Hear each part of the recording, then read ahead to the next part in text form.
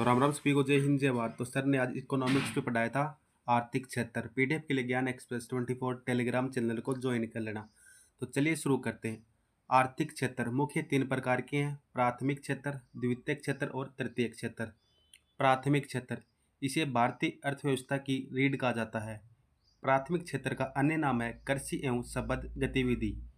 प्राथमिक क्षेत्र, देश की सर्वाधिक जनसंख्या इस पर निर्भर है। प्राथमिक क्षेत्र पर प्राथमिक क्षेत्र देश की जीडीपी में सबसे कम योगदान देता है। प्राथमिक क्षेत्र, इसमें उत्पादन प्राकृतिक संसाधनों की सहायता से होता है। प्राथमिक क्षेत्र के उदाहरण हैं कृषि।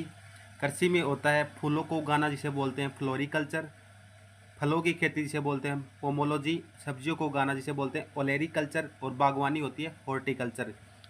प्राथमिक क्षेत्र के अन्य उदाहरण पशुपालन जिसे बोलते हैं एनिमल हस्बेंड्री, दूसरा खनन माइनिंग, वानिकी फॉरेस्ट्री, और मत्स्य मतलब मछली पालन फिशिंग। तो प्राथमिक क्षेत्र में क्या इसे भारतीय अर्थव्यवस्था की रीढ़ कहा जाता है। अन्य नाम कृषि एवं संबद्ध गतिविधि, देश की सर्वाधिक जनसंख्या इस पर निर्भर है। देश की जीडीपी में सबसे कम योगदान होता है और इसमें प्राकृतिक संसाधनों की सहायता से होता है उत्पादन।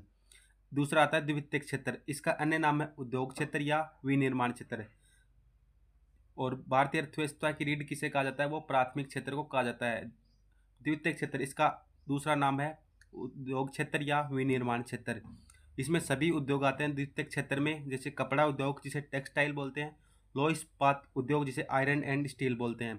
इसमें एक आता है एमएसएमई जिसकी फुल फॉर्म है micro small and medium enterprises जिसे बोलते हैं सूक्ष्म लघु एवं मध्यम उद्यम।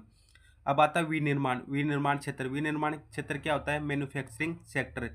कच्चा माल को उद्योगों में नए उत्पाद में बदलना, मतलब कच्चा माल उद्योगों में लेके जाएंगे, उससे नया उत्पाद बनाएंगे, उसे बोलते हैं विनिर्माण क्षेत्र यानी मैन्युफैक्चरिंग सेक्टर।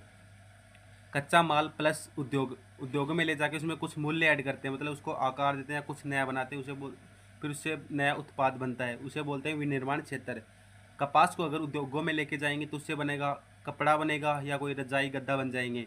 गन्ने को अगर उद्योगों में लेके जाएंगे तो उससे बनेगा चीनी, शक्कर, गुड़। ये द्वितीयक क्षेत्र के उदाहरण हैं। दूध को अगर उद्योगों में लेके जाएंगे तो उससे बनेगा पनीर, छाछ, दही। अब आता है तृतीयक क्षेत्र जिसे बोलते हैं टर्शियरी क्षेत्र, इसका अन्य नाम है सेवा क्षेत्र। सेवा क्षेत्र, देश की जीडीपी में सर्वाधिक योगदान सेवा क्षेत्र का है यानी तृतीयक क्षेत्र का है। और देश की जीडीपी में सर्वाधिक कम योगदान वो है प्राथमिक क्षेत्र का है। देश की सबसे कम जनसंख्या किस में कार्यरत है, वो तृतीय क्षेत्र यानी सेवा क्षेत्र में है। और सबसे अधिक जनसंख्या कौन से में है, प्राथमिक क्षेत्र में है।